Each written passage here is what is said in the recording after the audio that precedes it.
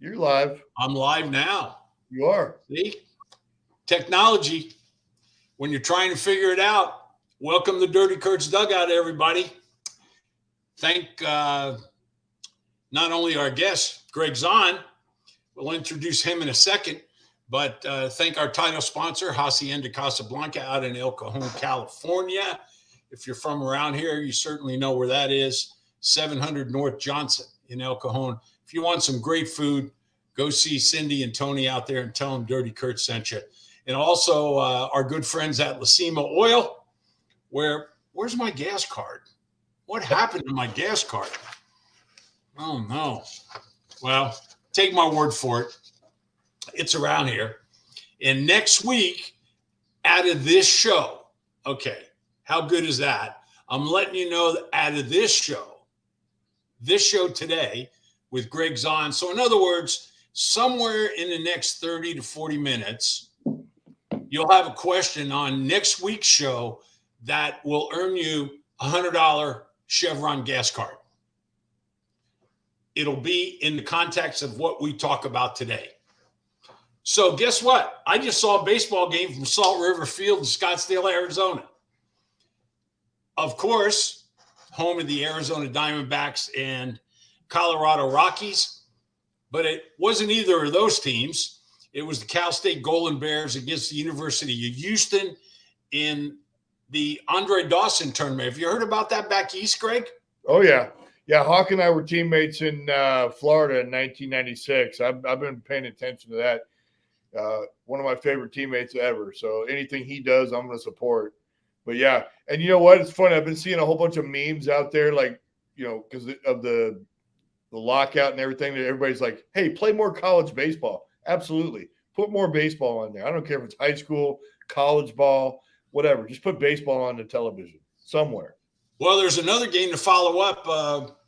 The Cal State Golden Bears won the game 4-2 against University of Houston Cougars. And I believe San Diego State University is playing the next game against the TCU Horned Frogs. So I'm looking forward to seeing these games. I love to watch them. My kids up at a junior college in Orange County, and I can't wait to get to those games. Latest, as far as the CBA, before I introduce Greg and get to him in a minute, here's the latest breaking news out of New York. Spring training's been postponed until at least March 5th. So if you bought tickets to games anywhere up to March 5th, you can get a refund or you can hold on to them. And I would assume they'll let you use them in games from that point on. All 30 owners, it's said, are intent on bringing baseball back to the players and the fans. Like I said, Greg and I are going to talk about that.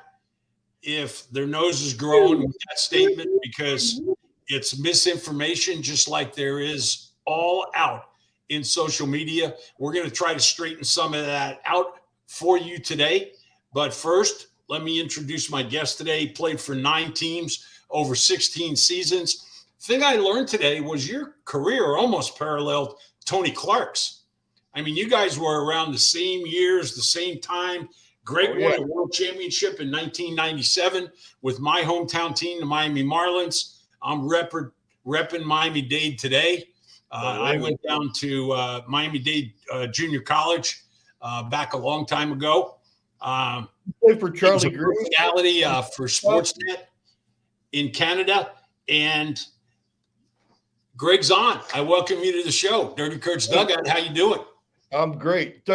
Sorry to interrupt you. You didn't play for Charlie Green's dad, did you? You know, I just talked to Charlie yesterday. I got an email saying that I met Charlie for the first time at an alumni event down in Miami about 3 months ago. And no, I didn't play for him. I played for Demi Maneri. Okay, yeah, because Charlie and I played on Team USA together in 1989. He and I were the catchers on that ball club. But, you know, Charlie, he was a really good player. He's working in, obviously, you know, he's working in the Brewers organization. Quality instructor. Very few of those kind of guys left in the game, actual guys that played ball that understand professional baseball, not softball, not amateur baseball, pro baseball. Yeah, Charlie, I'm a big fan of his. But whenever I hear the words Miami-Dade, I'm like, yo, Charlie Green. But what a great program! Holy smokes! Like rivaling some of the best D1 programs in the country. That they definitely put out some ball players. That's for sure. We at one time, when I say we, I'm talking about Miami-Dade North, which was the only campus at the time. There was one time in the late 70s that we had more players at the major league level than any major D1 program in the country. Yeah.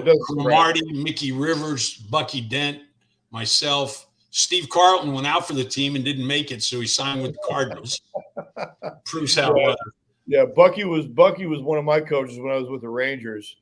Quality baseball guy. Obviously, we all know about the iconic moment of the home run in Boston at Fenway, in the what is it? The play-in game or the decider, whatever you want to call it. But yeah, just tremendous history at Miami-Dade. I'm from California, and the junior college kind of lower rung. When I say lower rung, I mean lower than D1. The pedigree of the players coming out of those two states, like holy smokes, like you can't even. It doesn't get better than that. And yeah, so it's fun for me to hear the stories, etc. I mean, I signed out of high school. I was one of those guys on the fast track going to University of Texas. Had a full ride to University of Texas, but ended up wanting to play pro ball because I grew up in a pro baseball family. So it was like, hey, let's go sign and get busy getting to work with the wood bat. And but still, a lot of respect for those coaches, a lot of respect for those programs and the players that came out of them. It's fun to listen to the names, just like you said. Some of those are like ridiculous names. The funny thing that came out of my time at Dade North was Deming Maneri, who has since passed away a couple of years ago. There was a little 9-year-old kid that used to run around our dugout all the time. He became head coach at LSU University, Paul Maneri, and he just retired a couple of years ago. And it was a heck of a program. It really was. And they're continuing. You mentioned Charlie Green. Well, I mentioned something about a guy whose career paralleled yours in Tony Clark. Tony Clark, of course, the executive director of the Major League Baseball Players Association. Yeah. And after your career was over, you stayed in it as an analyst and an announcer for Sportsnet. What are the players' opinion of Tony Clark? Because I don't know him personally. You know what? It's not good. The leadership, I can tell you right now, the deal that they signed, the last collective bargaining agreement, that was his baby. The fact that he allowed players to abandon the core issues in search of creature comforts, and we're talking about stuff as trivial as a massage therapist that travels on the road, macrobiotic chefs, etc. You're talking about guys who make a minimum of $500,000 a year. You can afford to pay your own way through lunch and dinner. You can afford to buy a massage therapist. And you expect the team to pay for this stuff, but you're going to go ahead and abandon all of the core values, the core issues that your generation, Kurt, fought for, my generation fought for, my Uncle Rick Dempsey's generation fought for. Are you kidding me? You're talking about a bunch of softies. And the fact that Tony allowed this to happen on his watch, give me a break. And then, so I do a little bit of deep diving on this guy that I played ball against, this guy that I ran into for the first time ever in 1990 in Bristol, Tennessee, as a first-round draft pick of the Detroit Tigers. and I find out later in my life, and this is secondhand information, but I'm pretty sure we can get verification, that this guy voted against compensation after winning a World Series for the clubhouse staff. You've probably seen those shares meetings, you've heard of them, but the fact that a player making seven figures votes against compensating the clubhouse staff, the trainers, the guys that work for pennies compared to the players that are there twice as long every single day as we are as players, you vote against compensating those guys in a shares meeting? That's all I need to know about a dude. Come on. Somebody call me and tell me that I'm wrong, because I've heard it from multiple sources that went down. And I can tell you right now, based on that garbage deal that those guys signed last time, what do you think the owners are going to do? They smell blood in the water. They can see it. They know the players are weak. They're soft. And then what are you going to do? Are they going to give back everything that the players gave to them in the last CBA? No chance. This is going to last a while. The owners are emboldened. They're powerful. For the first time in any negotiations, they are winning. The players have beaten them every single time prior to this.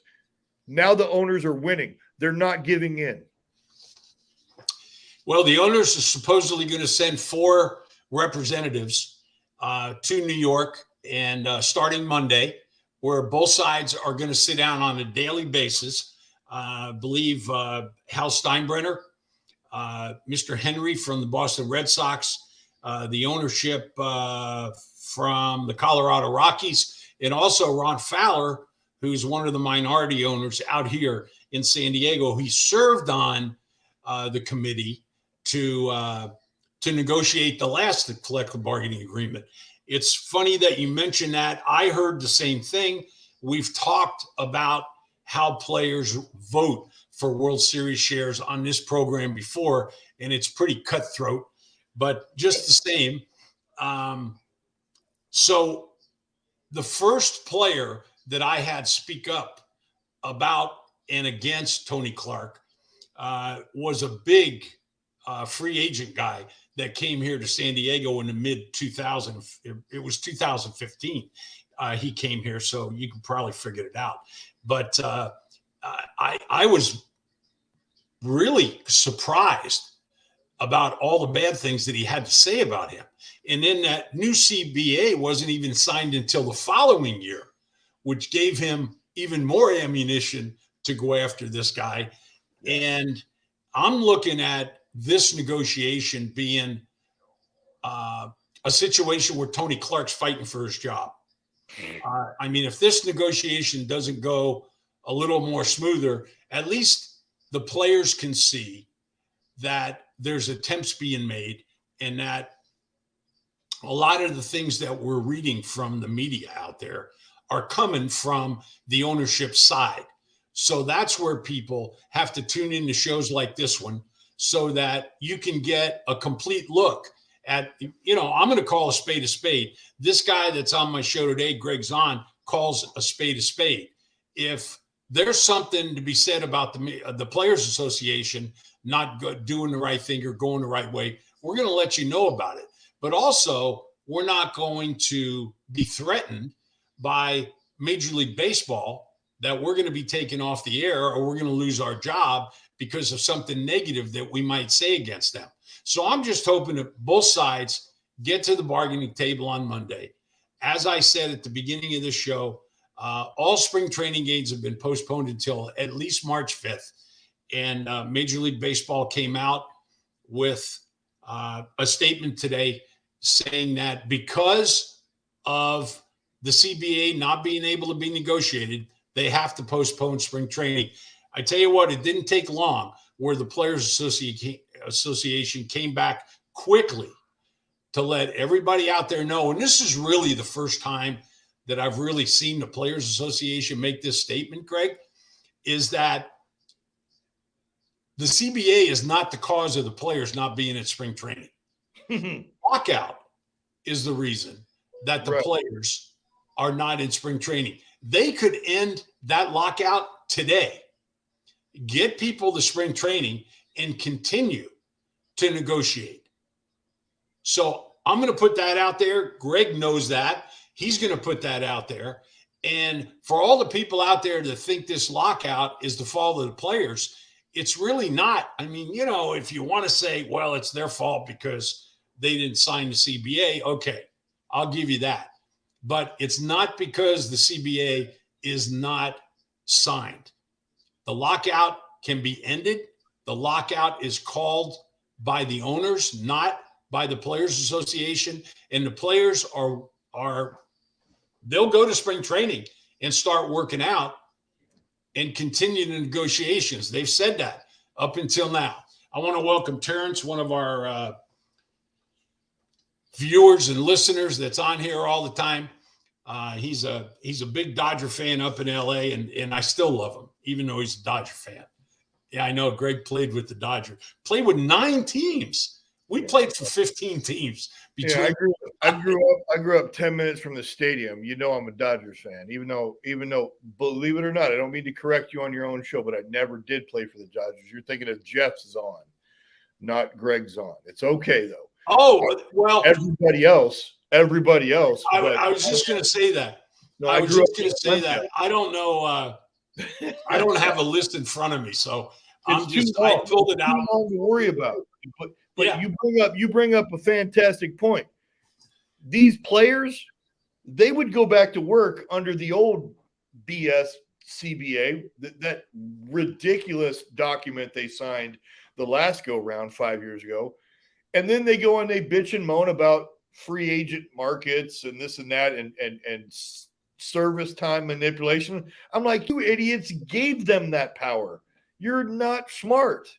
You were more worried about your creature comforts than you were about making a living and setting it up for the generation to follow you, the way that everybody before you, before me, going all the way back to Curt Flood, did for this game. Pardon me, but these guys are soft. Yes, they would go back to work in a heartbeat, and and you know what? Hilarious that they would.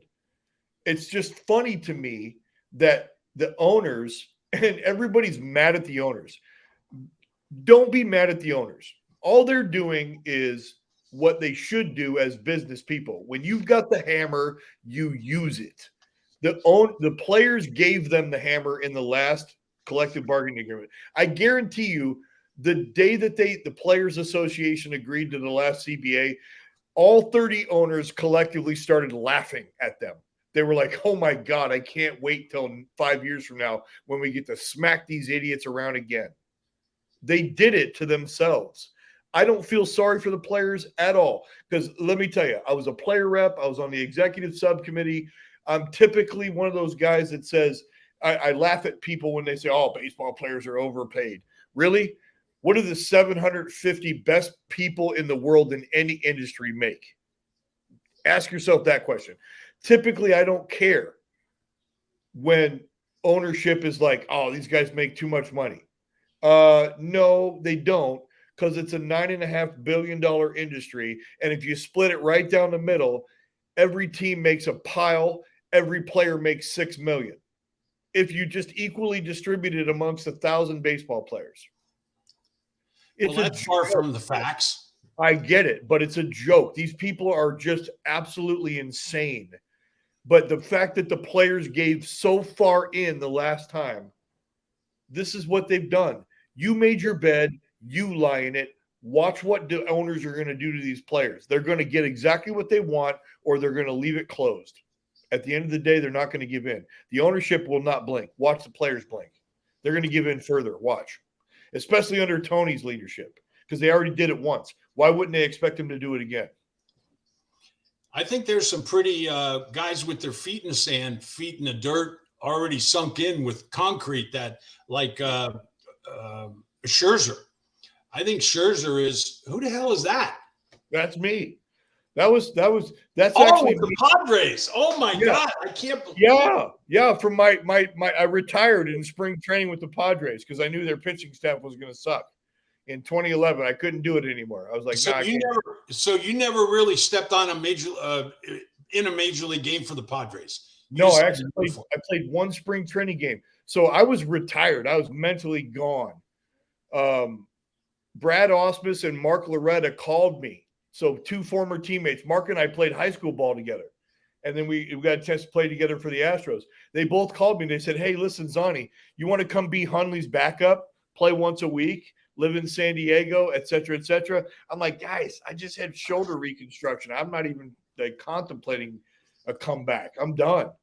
And they're like, nah, fuck it. Let's go. Excuse my language. Sorry. I don't know if we're allowed to cuss on the show. They go, no, dude, we'll pay you like $800K. Come here. You can bet you can play once a week. You'll be Hot Rod's freaking backup. I'm like, all right, whatever. I'll give it a shot. So I hustle.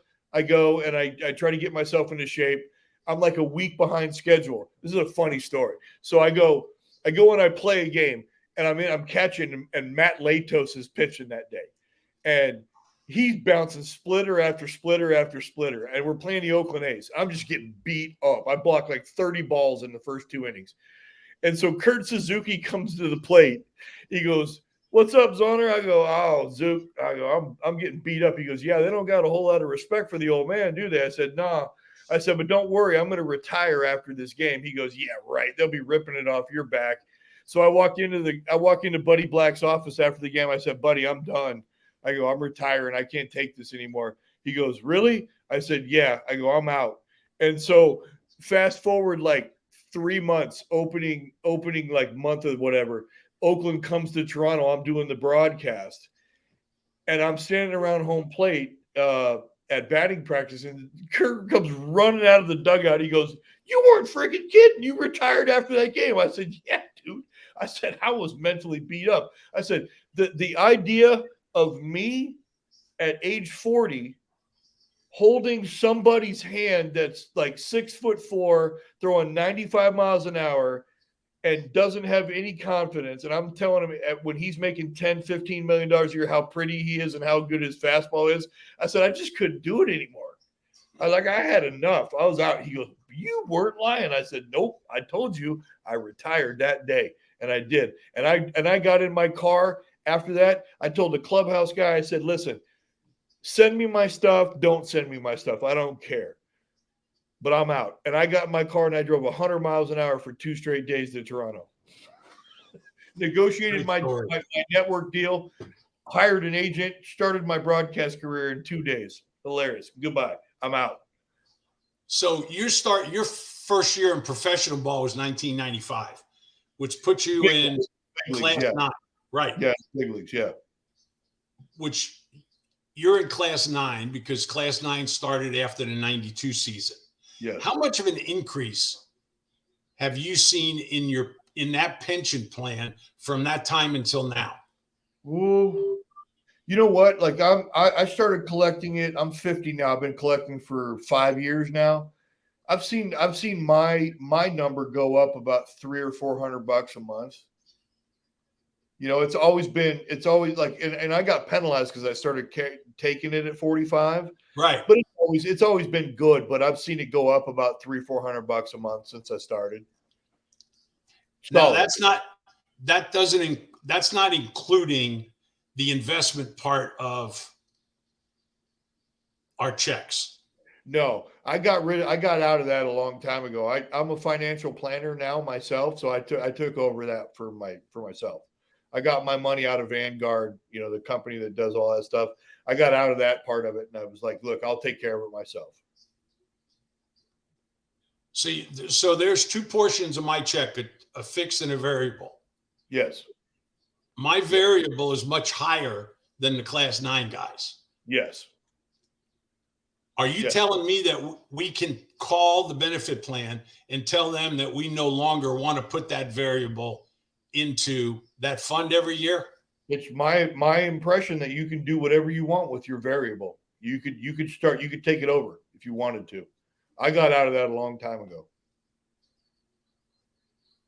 I didn't want somebody else making the decisions for me. I wanted to I got to tell you something, folks. The more former players talk, the more we find out about our pension plan and all of the benefits that are associated with it, because it is so confusing. Yeah, that's what it's supposed to be. It is unbelievable how It's confusing. confusing. You're supposed to not know what you're doing because they want to keep you in the dark. They want to make sure that you don't understand what your rights are, what you have going on. At the end of the day, it's your money. You should be able to do what you want with it. Like I said, I took my money out of the Vanguard portion of it. I don't know, probably, God, when I retired like 10 years ago, and I started handling it myself. I just recently became a licensed portfolio manager. But my guy was taking care of that for me a while ago. I was like, yeah, these are smarter people than I don't want to be in some plan with a bunch of knuckleheads. And so they took over it for me. I don't know 100%, but I'm guessing, Kurt, if you want to take your variable portion out of your thing and start handling it yourself, find out. And if you do, hey, call me. I'll take care of it for you. So I've got to ask you this. I mean, I wasn't planning on asking you this, but are the people that do the investing with the billions of dollars that we have, by the way, yes, in that part of the plan, in your estimation, doing a good job? Yeah, ish. I mean, look, people like Vanguard, people like, all these big names that you hear out there, they don't stay in business because they're stupid. But are they giving you the best return that you can possibly get? Probably not. As I said, I let my guy handle it because, I mean, he's been my guy for 25 years. This is the same guy that hired me. I am a 50-year-old protege. And so I've never lost a dime. No matter what's happened in the market for the last 25 years, I've never had a down year. So when I look at my guy, I think he's a rock star because a lot of people have had these, seriously up and down years. But like Vanguard, like I said, that's the plan that our money was with when I opted out. They're not stupid, but do they generate the best returns? Probably not. They're real conservative. That's the thing. When you're dealing with unions, they don't want sexy. They want stable, solid. So you're going to get lower returns. Does it mean that you can't make a move and get better returns with a little bit more risk? Absolutely, you can. I'm guessing if if you and I are talking about the same things, when you're talking about your variable part, your Vanguard portion, I think that's probably still the company that you're with.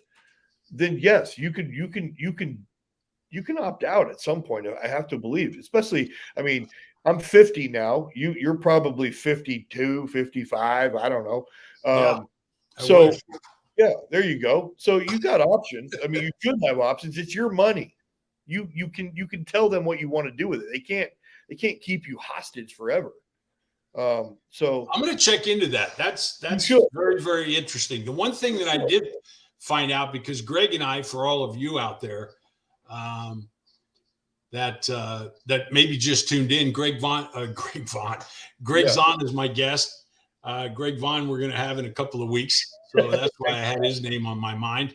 And we actually met through a Facebook group called the MLB Alum.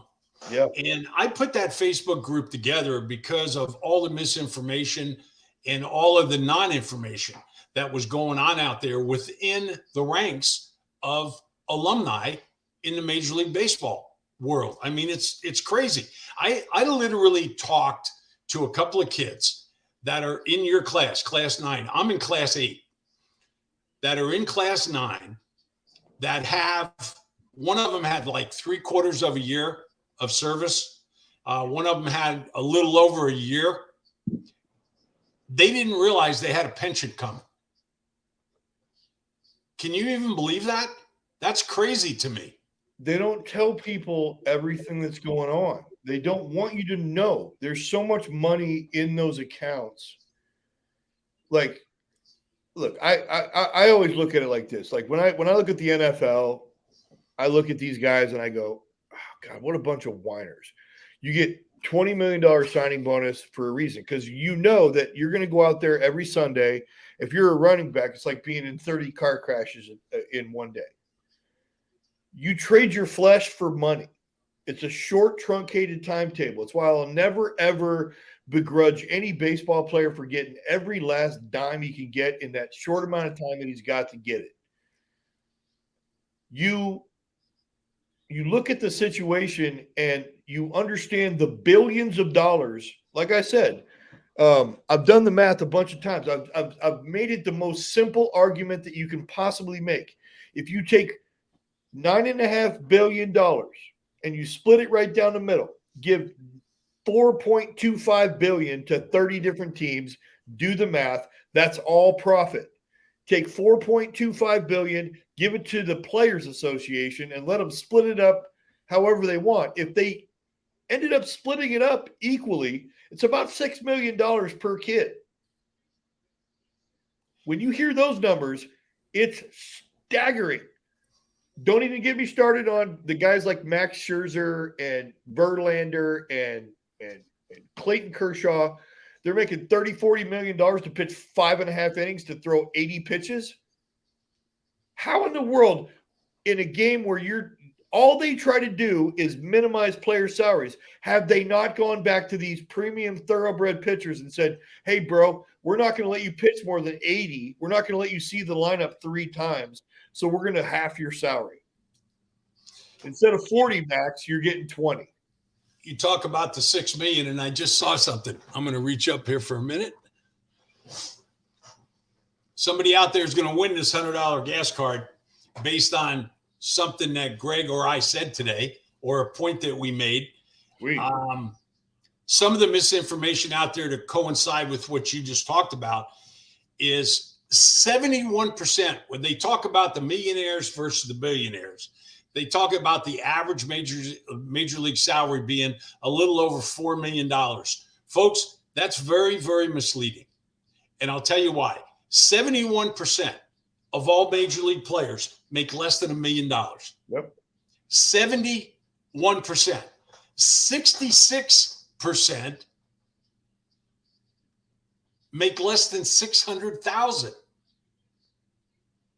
And 16% make less than 100. If you're wondering how that's happening, these are the guys that you see bouncing up and down all year long, from the big league club to the AAA club. And that's all part of the percentages. So look into the numbers. There's no sides to take here. We all want baseball to come back. Be pissed off at both sides if you want to, but don't take one side or the other, because it's really not fair. It's not fair to either side to take one or the other. Are there owners that are worth $1 billion bucks out there? Sure, there are. But you know what? If your house is worth $500,000 or $1 million, that doesn't make you a millionaire until you sell it for $1 million and you put that money in the bank. So most of these owners, I would think, are probably not flat out billionaires. They certainly have multi-millions of dollars, but they're not going to be billionaires until they sell the franchise. And then they've got 20, 25 partners to divide up. So I'm not sticking up for the owners here by any means. And I will stick up for the players because it was part of my life for so long. I'm going to look at certain things with rose-colored glasses, and I'm going to say, that stinks, like the hogwash that I read with the statement from Major League Baseball today, saying that the CBA, because the CBA is not signed, the players aren't in spring training. It's just not true, folks. It's absolutely not true. The players could be in spring training. It's up to the owners. They're the ones that lock the players out. And after Greg leaves us, I'm going to be going over a couple of other things that in regards to the collective bargaining agreement. But let me ask you one thing before I do let you go, Greg. If you were a commissioner of baseball just today for 2 hours and you could make one change, what would it be? Wow. One change? Do I get a blanket change? I would Sure. Well, I would just undo everything that I've done. If I'm Rob Manfred, I would undo everything I've done as the commissioner of baseball. This is the worst commissioner that has ever been in the job in the history of the game. He's a clown. The clown and the clown shoes measures that he's trying to do with regards to robot umpires and all these dumb things that he's instituting. The game was perfect. The game was perfect when you and I played it. You know what? I get it that people don't have the attention span that they once had, but holy smokes, leave the game alone. No pitch clocks and all this other knucklehead stuff. Like, give me a break, dude. This is a perfect game. Undo all of the things that you've tried to do. Get rid of this stupid can't break up a double play, can't block the plate. Look, if you're too weak to see the carnage, look away. Turn the channel. I love, like, I literally, like, I'm a bigger guy now, but I was at my rookie year, I was 5'10", 165, Kurt, but I would hang in there against the biggest, strongest guys rounding third to block the plate when I was 0 for 4 to try to make a difference for my ball club. I'd go into second base and try to punt a middle infielder to make a difference, to get Chase Utley to throw the ball into the freaking stands. We already knew who the soft players were. We knew the umpires. We knew the soft players. Go in hard, wreck somebody's life, win a ball game, even if you're 0 for 4.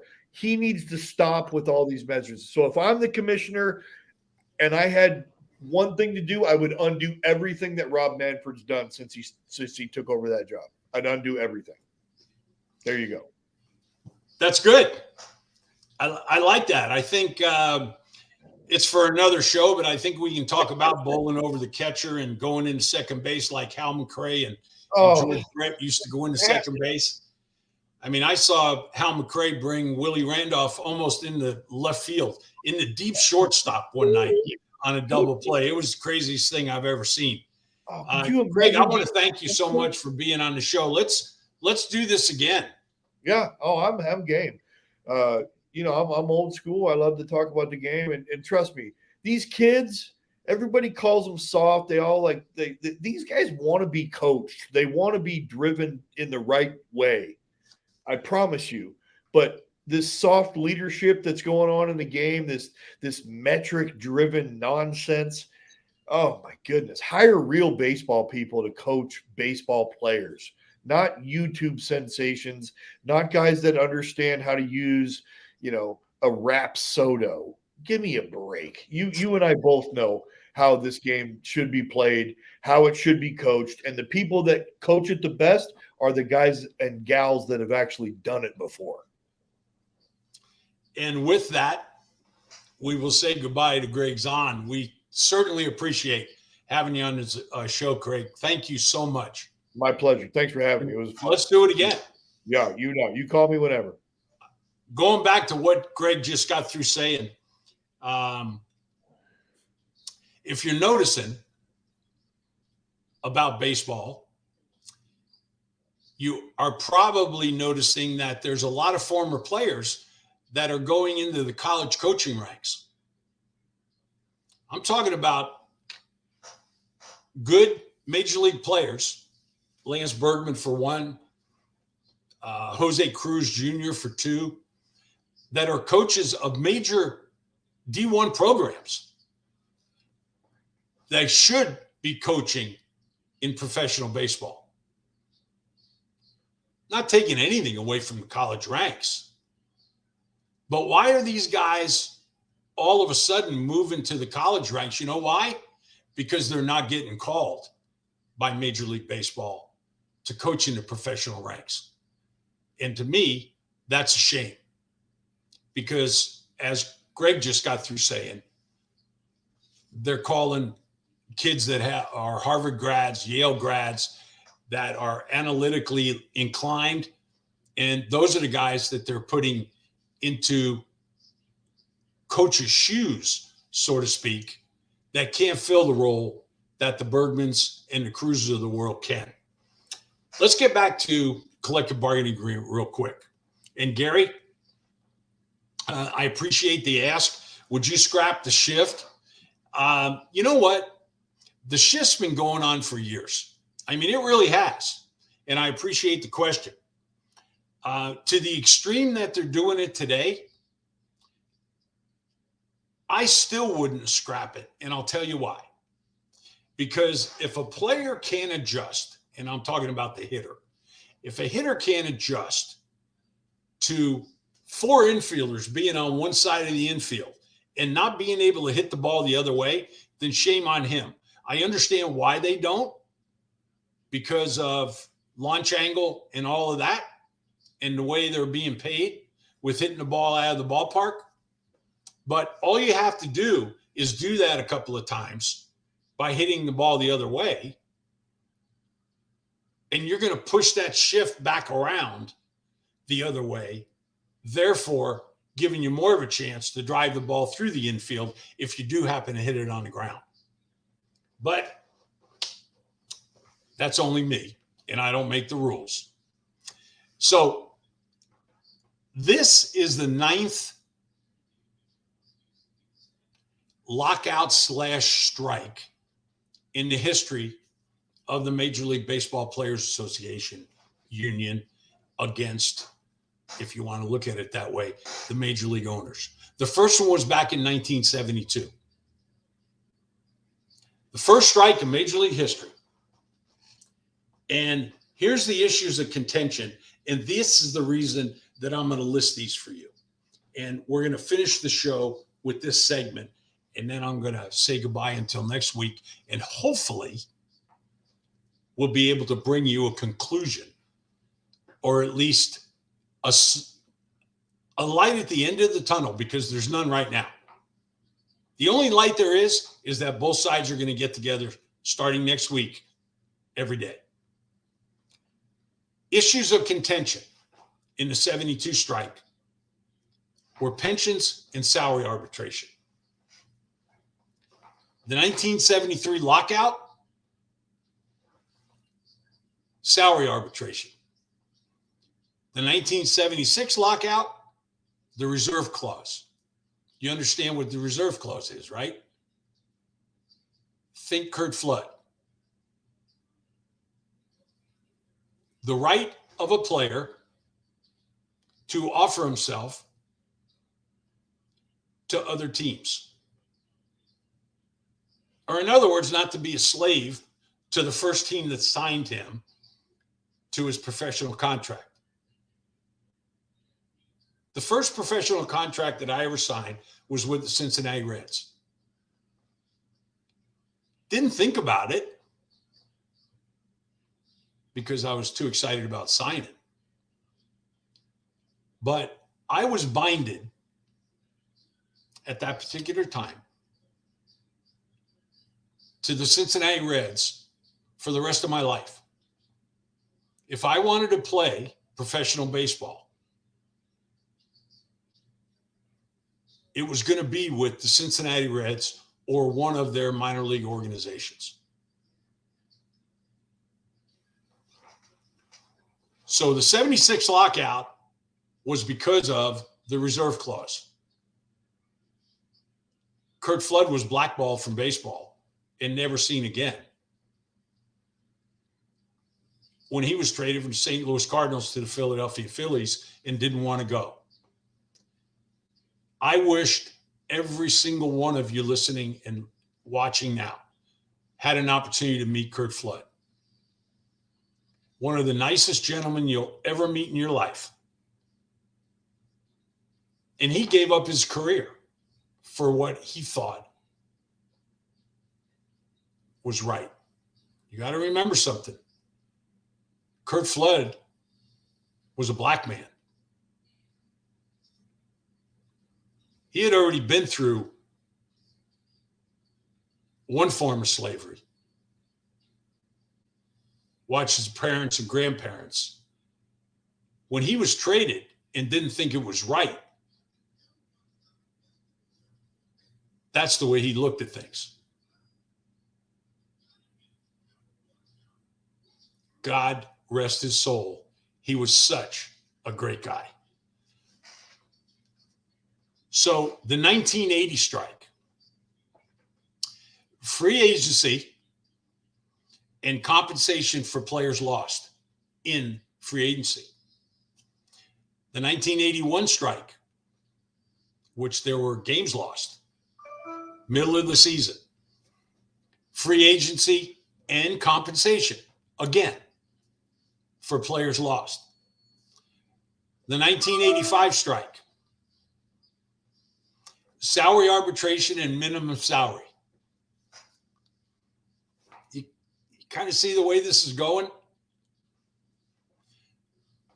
1990 lockout, salary arbitration and minimum salary. The 94-95 strike, which was the worst of them all,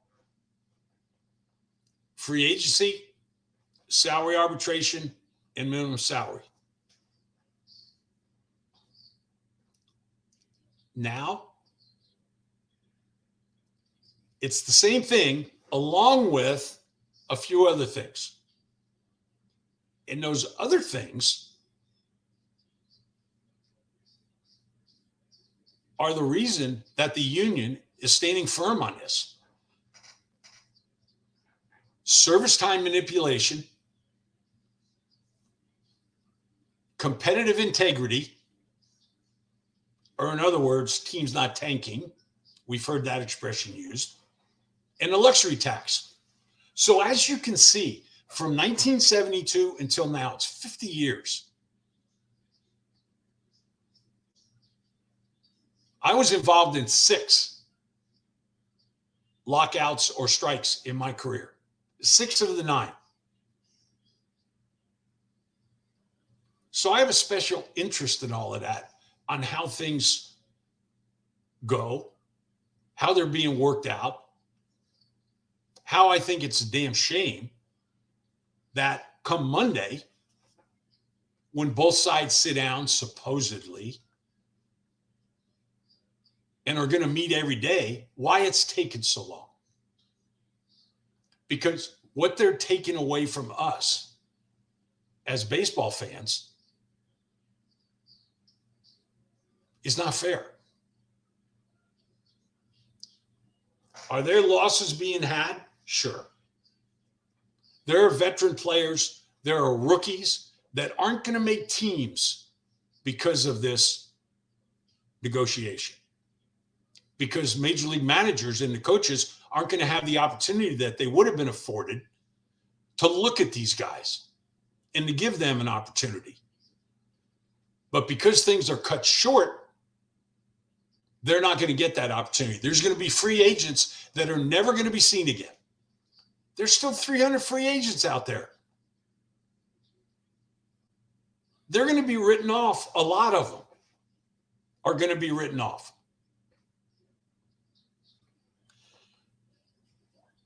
And then the fans. There's all this talk of you, the fan, now. I never saw the fan being talked about 2-3 weeks ago. It's all now. So you can point the finger at the other side.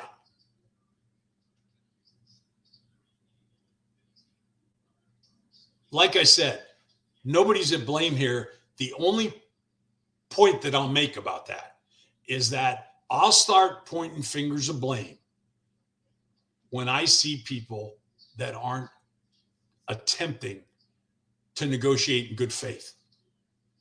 The time has come where both sides have to get together and get this thing done. Because as I said in the onset of the show, the first possible spring training game is going to be March 5th. Starting next week, if this thing isn't put to bed, the regular season is going to be in jeopardy. We certainly don't want to see that happen. Remember what I told you from our friends at Lacima Oil. Next week's show. And I'm going to let you know exactly when it's going to be starting Monday when I hear the first little tidbits of stuff coming out of New York. I'm going to guess that it's going to be Thursday afternoon, but we will wait and see, because if something breaks, I'm going to come and I'm going to let you know. I want to thank everybody that joined into the show today, but don't forget this, because it will be your opportunity to win a $100 gas card on something that Greg and I talked about, or a tidbit from something that he or I said. So I hope you paid attention. And if you didn't, look the show over again and memorize it, and like us and click us and all the other good stuff that you do for podcasts, because I love doing this show with you. I like hearing from you. Again, Terrence, thank you. Gary Cook, thank you very much for joining into the show and asking your questions. This is Kurt Bevacqua for Dirty Kurt's Dugout. I want to thank Tony and Cindy over at Hacienda again, and thank our good friends at Lacima Oil for the gas card that somebody is going to win next week. So until then, this is Kurt Bevacqua saying goodbye, everyone.